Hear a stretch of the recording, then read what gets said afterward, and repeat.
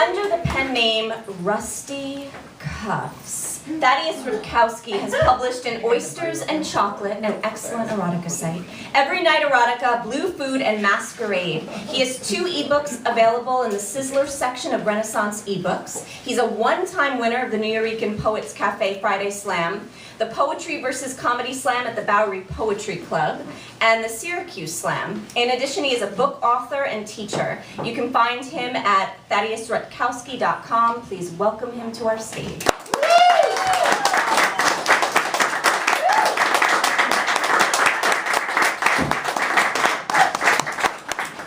Thanks. I'd just like to thank Aimee and Mike and the guy who takes money for having us all here.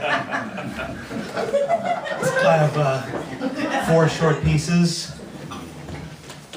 This is called This Is the Shit. My secret fetish is coprophilia. I can't help it. I'm a dung beetle. I'm happiest when I'm wallowing in a pile of dung. That's why I follow the herd of whatever animal is leaving the patties on the ground. I look for the cows or the horses. I have to be lucky to find them since my search range is limited to a few yards from where I was hatched. But when I find myself in a working pasture, I'm in heaven. I head for the freshest mound. No need to chew through a hardened chip and tuck in. There's something about the fiber mixed with the noxious gases that makes me feel like a natural beetle. I could be mortified by my behavior. I could be embarrassed. But then I remember everyone poops. Elephants, lions, even dung beetles. My habit may be filthy. I may be a dirty old bug.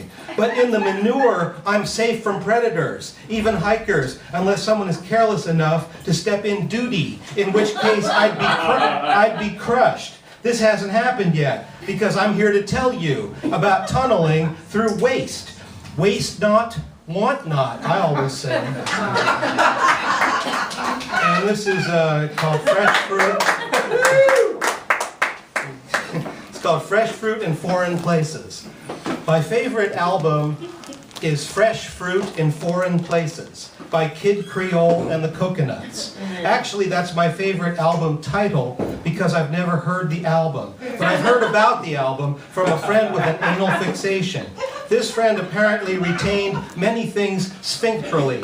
He went way beyond produce when it came to inserting objects where the sun didn't shine. Kid Creole's album also reminds me of another friend who was an expert with a zucchini. She lived with a man, but the 2 of them didn't have sex. They used to have sex, but they had become just roommates when the man began spending all of his free time in topless bars. Anyway, while she was alone, my friend would fetch a kitchen knife and a large zucchini and start to carve. She would whittle the squash until it was the perfect size and shape. Then she would insert the fresh vegetable into a foreign place, or so she told me. I personally prefer a banana. Not for myself because it would hurt, you know. I prefer to be the inserter, not the insertee. The banana is for my partner, see, and we would use it only when neither of us is hungry. This is also why we wouldn't use a salami. After all, why attack with a hot meat stick when you can use it for a cold cut snack? But let me get back to the banana. I prefer a slightly green, firm fruit, one that won't turn to mush with a push. And I don't want any squirming when I put the unripe fruit in an alien place. So I will have to tie up my partner. Still, I want her to have fun too, so I will take her where the sun always shines. Pack your bags, I will say. We're going to the plantation on the banana ranch. I will fasten her between 2 banana trees and peel off her clothing. She may be apprehensive about the pulpy nodules approach, so I will use the palm fronds to tickle her. When she is totally hysterical, I will be able to explore her coconut, her Kid Creole coconut, with my stalk-like fruit, which is totally at home in an unfamiliar place. This, I will explain, is what happens in the tropics.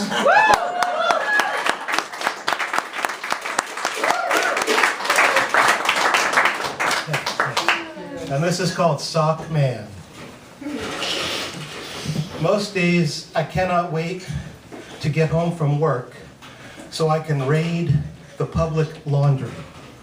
Usually I bypass my apartment and go directly to the basement. By the time I reach the room with the washer and dryer, I am trembling. If someone has a load in the tumbler, I know I've struck gold. I make sure no one is looking, then I open the door to the dryer, root through the clothes, and grab a pair of socks. They are usually warm, somewhat damp, and if I'm lucky, soft and fuzzy. The fact that these socks belong to a stranger gives me the shakes. Socks in pocket, I race upstairs to my apartment, rip open the door, and slip inside. I take out my booty, have a sniff, then a rub, then say to myself, sock it to me!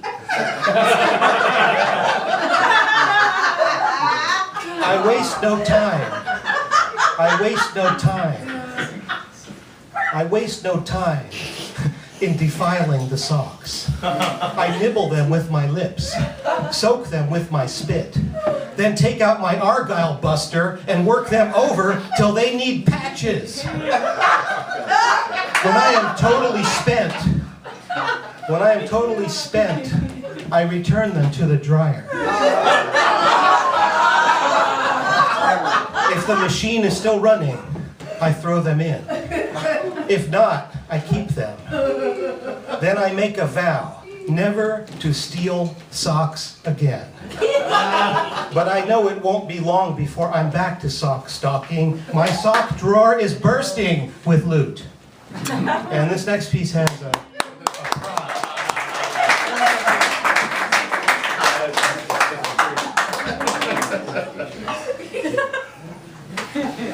This has a prop. This is a shower cap, a plastic shower cap.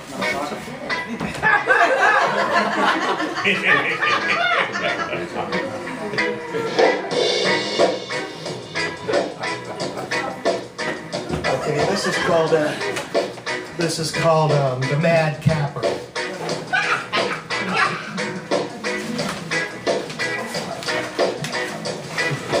I may be a fetishist, but no way am I a fetish fascist.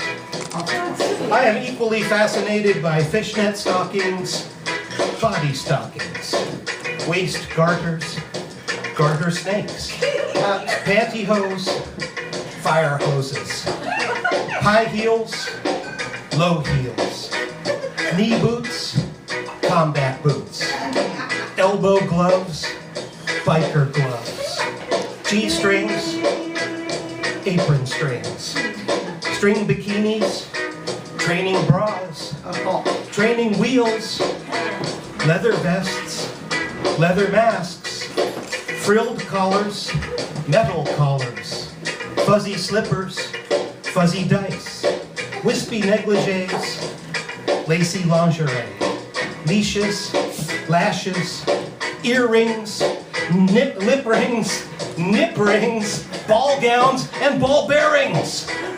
But what I go wild for is bathing caps.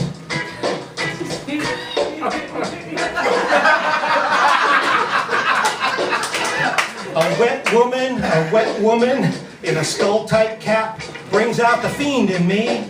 I want to get down on the tiles and start steaming. I want to switch on the shower massager and start squirting. I want to fetch a bath towel and start rubbing. Then I want to find a razor and start shaving.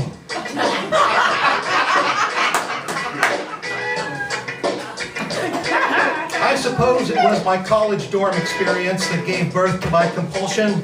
Alternate rooms were co-ed, but bathrooms were separate.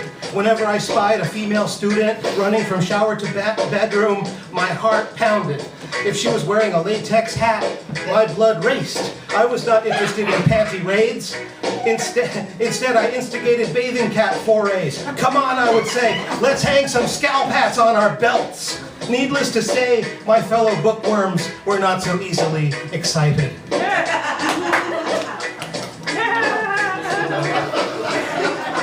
Just as needless to say, women I meet these days are not so eager to plaster their hair.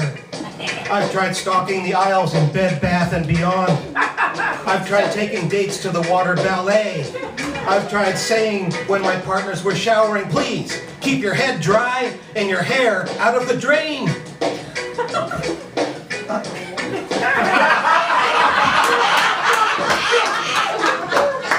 My efforts have mostly ended in the toilet, so I remain thirsty for bathing cap action. I know that if I get lucky, I'll be able to snap on the latex, buckle the strap, and keep the lid on. Thank you.